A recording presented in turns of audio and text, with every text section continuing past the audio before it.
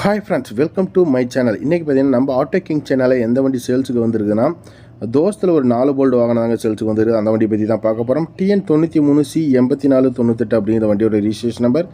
இந்த வண்டியோட மாடல் பார்த்தீங்கன்னா 2020 மாடல். வண்டிக்கு ஓனர் பார்த்தீங்கன்னா சிங்கிள் ஓனரில் ஹேண்டில் பண்ணியிருக்குதுங்க. இன்சூரன்ஸ் ஒரு 5 மாதம் கரண்டில் இருக்கும்.